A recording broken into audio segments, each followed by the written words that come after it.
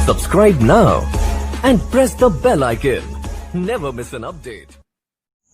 Hello students, आज हम लोग देखेंगे सम एप्लीकेशंस ऑफ ट्रिग्नोमेट्री, इसका पार्ट 2। फर्स्ट वाले पार्ट में आपने देखा था क्वेश्चन नंबर 1 और क्वेश्चन नंबर 2 को, और ये वाला जो है सेकेंड पार्ट है, और इसमें हम लोग देखेंगे क्वेश्चन नंबर 3 से स्टार्ट करेंगे। क्वेश्चन नंबर 3 क्या है, तो यहाँ पे आप देख रहे होंगे, यहाँ पे दो ट्रायंगल बना हुआ है। असल में ये है क्या, तो आप पहले देखिए क्वेश्चन नंबर 3 आपको बगल में दिख रहा होगा। क्वेश्चन नंबर 3 है, एक contractor plans to install 2 slides for the children. Slide निकालना है, स्लाइड 2 इंस्टॉल करने हैं, लगाने हैं। ये स्लाइड क्या है, आपके स्कूल में होगा। आप अगर स्कूल में जाते होंगे तो छोटे बच्चों के लिए एक स्लाइडर होगा जिसपे वो चढ़ करके ऊपर से स्लाइड करके नीचे आते हैं, ठीक है। तो वो इसी तरीके का होता है, यहाँ से एक सीढ़ी होती है, इस पर से यहाँ पे चढ़ करके और इस तरीके से यहाँ से स्लाइड करते हैं बच्चे। तो 2 स्लाइडर लगाना है, एक छोटे बच्चों के लिए और एक थोड़े से बड़े बच्चों के लिए। तो जो छोटे बच्चे के लिए है बिलो 5 ईयर्स, उनके लिए तो छोटे चाहिए, तो उनके लिए जो है 1.5 मीटर हाइट का स्लाइडर लगाया गया। 1.5 मीटर हाइट, ओके, 1.5 मीटर का स्लाइडर लगाया गया, और उसका जो एंगल ऑफ इंक्लिनेशन था, ये वाला जो एंगल था वो था आपका 30 डिग्री। इसको हम लोग नेम दे देते हैं, P, Q और R दे देते हैं नेम। दूसरा वाला स्लाइडर, ये वाला स्लाइडर है, इसको ऐसे लिख सकते हैं स्लाइड 1, लिख सकते हैं इसको स्लाइड 1, ठीक है। अब दूसरे वाले के बारे में बात करें तो इसको A, B और C नाम दे देते हैं। इसका जो एंगल ऑफ इंक्लिनेशन था ये था आपका 60 डिग्री, मतलब कि ये 60 डिग्री जो है ग्राउंड के साथ एंगल बना रहा है। ये वाला स्लाइडर जो है ग्राउंड के साथ 60 डिग्री का एंगल बना रहा है, ठीक है। तो इसकी ऊंचाई कितनी है, इसकी हाइट कितनी है, तो इसकी हाइट है 3 मीटर। यहां से ये स्लाइडर है, यहां से ऐसे करके बच्चे स्लिप करेंगे। ये स्लाइड 2, ओके। तो 2 स्लाइड हो गया आपके पास। बहुत ही सिंपल चीज है, आप देख सकते हैं। सबसे पहले आप एक बात बताओ, आपको निकालना क्या है, आपको निकालना है What should be the length of the slide in each case। ये पहला केस, इसमें स्लाइड का लेंथ क्या होगा, मतलब PR की वैल्यू, और ये दूसरा केस, इसमें स्लाइड का वैल्यू क्या होगा, मतलब कि दूसरा केस में AC का लेंथ। कोई दिक्कत, मतलब कि इस वाले से आपको PR फाइंड करना है, ठीक है, और इस वाले कंडीशन से आपको AC फाइंड करना है। कैसे निकाल पाएंगे इसको देखते हैं आराम से। यहाँ पे 30 डिग्री एंगल है, ठीक है। आप यहाँ पे परपेंडिकुलर और हाइपोटेनस, 3 चीजें होती हैं। देखो, कोई भी ट्रिग्नोमेट्रिक रेशियो उठाओ, sine theta is equal to perpendicular by hypotenuse. कितनी चीजें हैं, 3। एक एंगल है, 2 क्या है, परपेंडिकुलर और हाइपोटेनस। 3 में से कोई 2 चीज अगर आपके पास हो, 3 में से अगर कोई 2 चीज हो तो तीसरा ऑटोमेटिक निकल जाएगा। वही काम कर रहे हैं, ठीक है। तो यहाँ पे हम लोग लगाते हैं साइन 30 डिग्री, ठीक है स्टूडेंट्स। साइन 30 डिग्री किसके बराबर होता है, परपेंडिकुलर बाय हाइपोटेनस। यहाँ पे परपेंडिकुलर क्या है, PQ, हाइपोटेनस क्या है, PR, ओके। PQ की वैल्यू कितनी है, 1.5, बाय PR की वैल्यू कितनी है, PR की वैल्यू तो पता नहीं, ठीक है। साइन कितना लगेगा, sine 30 degree, sine 30 degree is equal to 1.5 by PR। Sine 30 degree की वैल्यू कितनी है, 1/2 is equal to 1.5 by PR। आप आगे देखिए, ये PR इधर 1 से गुना होगा तो PR, और 1.5 में 2 से मल्टीप्लाई होगा तो ये हो जाएगा 3। तो 3 मीटर हो गया PR की वैल्यू, ठीक है। मतलब कि यहां से आपका ये जो PR है स्लाइड 1, इसका लेंथ निकल गया। कोई दिक्कत यहां तक, तो देयरफॉर लेंथ ऑफ स्लाइड 1, ये जो आपका हो जाएगा, ये हो जाएगा आपका 3 मीटर। कोई दिक्कत यहां तक, ये आपका आंसर हो गया, एक आंसर। दूसरा AC निकालना है, क्या करें, इसमें भी लगाओ साइन, इसमें भी लगाओ साइन, साइन 60 डिग्री लगाओ डायरेक्ट। साइन P/H मालूम है, साइन 60 डिग्री क्या होगा, perpendicular by hypotenuse, AB by hypotenuse AC, यही होगा। AB की वैल्यू कितनी, 3, हाइपोटेनस है AC, sine 60 degree √3/2 is equal to 3/AC। ये चीज समझ आया मैंने कैसे लिखा। आगे देखे तो यहां से क्या होगा, AC इधर आएगा तो √3 into AC is equal to 2 into 3 6, AC is equal to 6/√3। क्या हम इसको 2 इंटू 3 लिख सकते हैं, बाय √3। 6 को 2 इंटू 3 लिख सकते हैं, लिख सकते हैं। अच्छा एक चीज बताइए, एक 3 में कितना √3, 2 √3 लिख सकते हैं। एक 3 में 2 √3, √3 कैंसिल, क्या बचा, 2 √3। तो AC is equal to 2 √3 metre, 2 √3 metre. अगर आपके बुक में अगर आपका √3 का वैल्यू दे रखा होगा, ये कहा होगा कि √3 इज इक्वल टू 1.732। आप यहाँ पे डालिए 1.732 √3 की वैल्यू और 2 से गुना कर दीजिए, आपका आंसर आ जाएगा 3.464 मीटर। लेकिन आपका एनसीईआरटी में यहीं पर आंसर दिया है 2 √3 मीटर। तो आपका लेंथ जो होगा, लेंथ ऑफ स्लाइड 2, ये क्या हो जाएगा, लेंथ ऑफ स्लाइड 2 ये हो जाएगा 2 √3 मीटर। ओके, तो ये हो गया आपका आंसर क्वेश्चन नंबर 3। अब आते हैं क्वेश्चन नंबर 4 पे। अब स्टूडेंट्स आप लोग देख पा रहे होंगे क्वेश्चन नंबर 4। क्वेश्चन नंबर 4 क्या है, तो आप पढ़ेंगे question number 4, the angle of elevation of the top of a tower. एक टावर है, from a point on the ground, the angle of elevation of the top of a tower from a point on the ground which is 30 metre away from the foot of the tower is 30 degree. ये मान लेते हैं tower है, A B क्या है, tower है।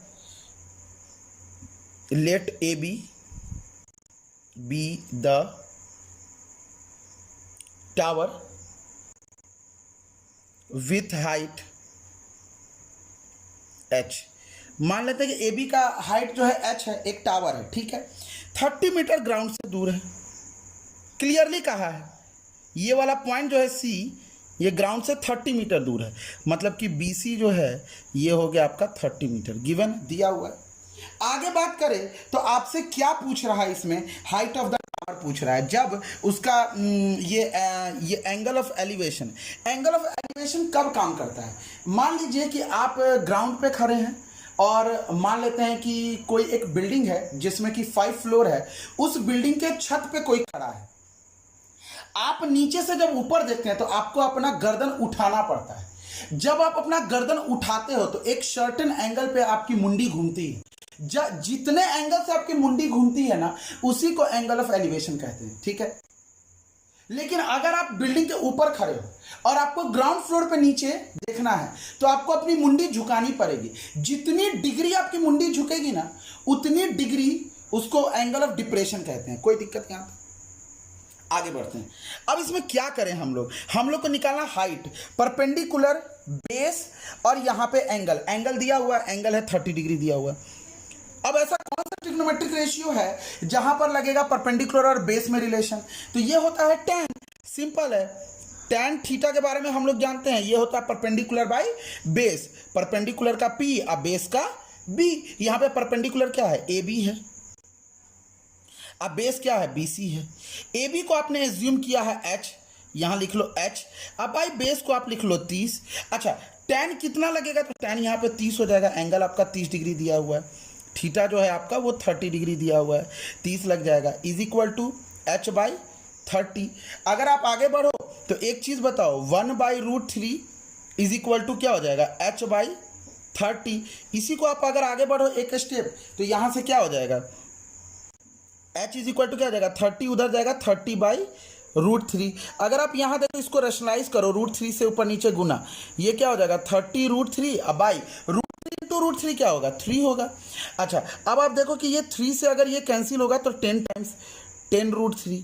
तो यहाँ पे आपका जो ये हाइट ऑफ द टावर आया, ये हाइट ऑफ द टावर क्या आ गया आपका, 10√3 आ गया आपका हाइट ऑफ द टावर। आपका हाइट ऑफ द टावर जो है 10√3, यही आपका क्या है, यही आपका आंसर है। कोई दिक्कत यहाँ पे, H जो है आपका हाइट ऑफ द टावर है, ये जो आपका हाइट ऑफ द टावर है वो आ गया 10√3। अगर इस क्वेश्चन में दिया रहता है √3 इज इक्वल टू 1.732, तो आप गुना करते 10 इंटू 1.732 और आपका आंसर आता 17.32। लेकिन यहाँ पे एनसीईआरटी में आंसर यहीं पे दिया। ओके, अब आते हैं क्वेश्चन नंबर 5 पे। क्वेश्चन नंबर 5 आप बगल में देख पा रहे होंगे। क्वेश्चन नंबर 5 क्या है, यहाँ पे आप देखिए कि क्वेश्चन है, a kite is flying at a height of 60 metre above the ground. मतलब काइट जो है यहाँ पे है, कहीं पे पतंग आपका है ना, ये आपका पतंग है, ये ग्राउंड से 60 मीटर ऊंचाई पर उड़ रहा है। अच्छा, अब ये पतंग है तो यहां से आप उड़ा रहे होंगे मान लो, तो यहां से ये पतंग की डोर ग्राउंड से 60 मीटर ऊंचा, ठीक है। तो आगे लिखा है, the string attach to the kite is temporarily tied to a point on the ground. ये टेम्पररली इस ग्राउंड में एक पॉइंट से टाइड है, बंधा हुआ है। The angle of inclination of the string with the ground is 60 degree, मतलब कि ये वाला जो एंगल है वो कितना, एंगल ऑफ इंक्लिनेशन जो है इसका ग्राउंड के साथ ये 60 डिग्री का है, ठीक है। आगे अगर हम बात करें तो find the length of the string assuming that there is no slack in the string, there is no slack in the string, मतलब ये होता है ना कि स्ट्रिंग एकदम तना हुआ है, there is no slack in the string, इसका मतलब कि स्ट्रिंग एकदम तना हुआ है। आगे बात करें तो इसमें आपको निकालना क्या है, तो लेंथ ऑफ द स्ट्रिंग कैसे निकालेंगे, तो मतलब AC निकालना है, कहीं ना कहीं आपको AC निकालना है, ठीक है। AC आपको फाइंड करना है, AB आपको दिया हुआ है, AB आपका दिया हुआ है कितना, तो 60 मीटर दिया हुआ है, ठीक है।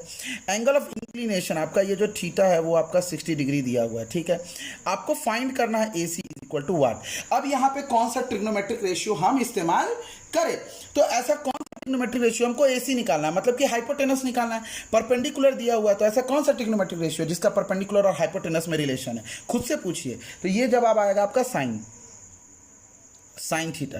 साइन थीटा क्या होता है, तो परपेंडिकुलर बाय हाइपोटेनस। परपेंडिकुलर क्या है आपका, तो परपेंडिकुलर है आपका AB, और हाइपोटेनस क्या है आपका, तो हाइपोटेनस है आपका AC। AB की वैल्यू कितनी है, 60 बाई AC। साइन कितना लगेगा, तो 60 डिग्री होगा यहाँ पे, sine 60 degree is equal to 60 by AC। अगर आप यहाँ पे देखें साइन 60 डिग्री की value √3/2 equal to 60 by AC। अगर आप इसको थोड़ा सा सॉल्व करें तो क्या हो जाएगा, यहाँ पे इसका रेसिप्रोकल करें तो ये हो जाएगा 2/√3, तो इधर हो जाएगा AC/60। हो सकता है कि नहीं हो सकता, AC को एक तरफ कर दे तो ये हो जाएगा 60, 2 से गुना होगा 120 बाई √3। अच्छा, तो AC इज इक्वल टू, आप देखो तो 120/√3 को आप लिख सकते हो 40 × 3 बाई √3। एक बात बताइए, क्या 1 3 में 2 को √3 नहीं होता, √3 × √3 3 नहीं होता, तो बाई √3 ये कैंसिल, तो आपका क्या बच गया, 40√3 बच गया। तो therefore AC is equal to 40√3। ये जो 40√3 है यही आपका क्या है, आंसर है। आपको यही निकालना था, लेंथ ऑफ स्ट्रिंग।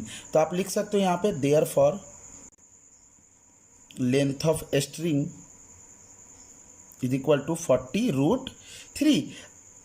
कभी कभी एग्जाम में आपको ऐसा दे देगा कि √3 की वैल्यू दे देगी, इसका मतलब कि यहाँ पे आपको √3 की वैल्यू को पुट करना है, ओके। तो ये समझ गए आप। अब आगे हम लोग आते हैं क्वेश्चन नंबर 6 पे। अब स्टूडेंट्स आप लोगों को दिख रहा होगा क्वेश्चन नंबर 6। क्वेश्चन नंबर 6 आप देख पा रहे हैं क्या है, if 1.5 metre tall boy is standing at some distance from a 30 metre tall building. एक 1.5 मीटर लंबा लड़का, मान लेते हैं कि ये लड़का है, मान लेते हैं कि ये लड़का है, ये लड़का है, दिख रहा है लड़का आपको, जूता पहना दो इसको, 1.5 मीटर लंबा लड़का है। अब ध्यान से देखें तो ये 1.5 मीटर लंबा लड़का, ठीक है, एक 30 मीटर ऊंचे बिल्डिंग, तो ये बिल्डिंग की ऊंचाई, मैं थोड़ा दूर क्यों लिख रहा हूं ये आपको अभी थोड़ी देर में समझ आएगा। 30 मीटर, एक बार बताइए, ये 1.5 मीटर, तो ये भी 1.5 मीटर,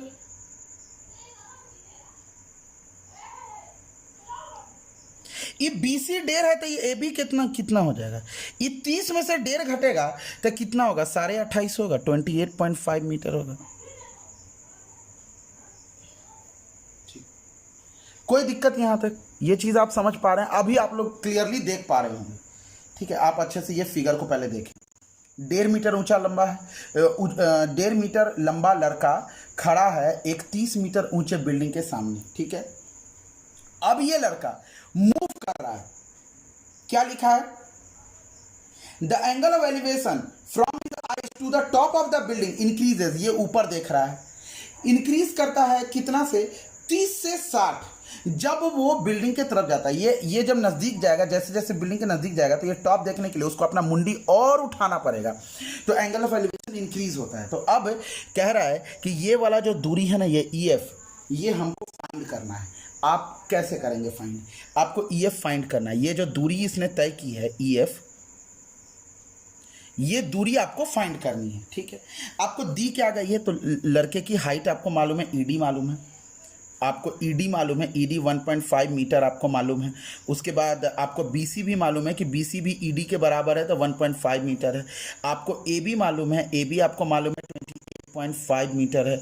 ये पूरा का पूरा आपको AC मालूम है, इधर AC मालूम है, ये पूरा का पूरा 30 मीटर। इतनी चीज़ें आपको मालूम है। यहाँ पे एंगल एक एंगल 30 डिग्री, एक एंगल 60 डिग्री लगेगा। कौन सा एंगल कहाँ, ये देखेंगे।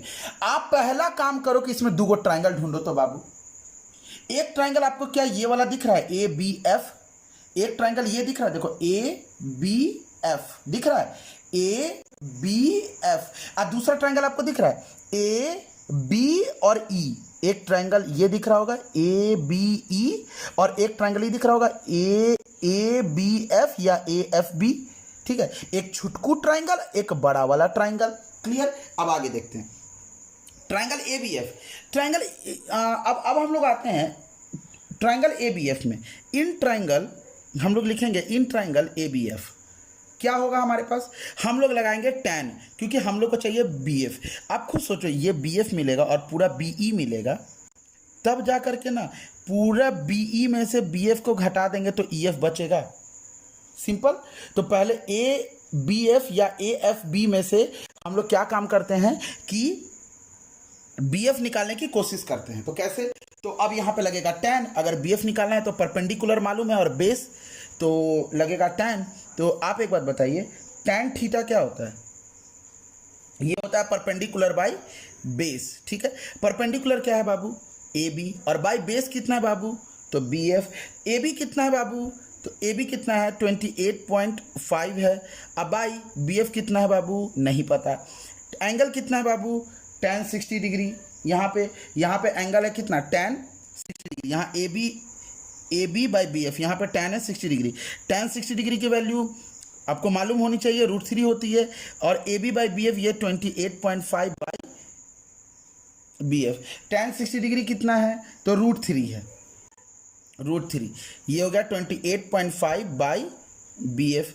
अगर आप आगे एक चीज़ बताओ, तो यहाँ से अगर आपको सिर्फ बी एफ निकालना हो तो बी एफ बराबर क्या होगा, ये बी एफ इधर जाएगा, ये √3 इधर आएगा, इसके बटा में कुछ नहीं, तो 1 मान लो। ये 1 इससे गुना होगा, ये इससे गुना होगा, ये इधर आ जाएगा।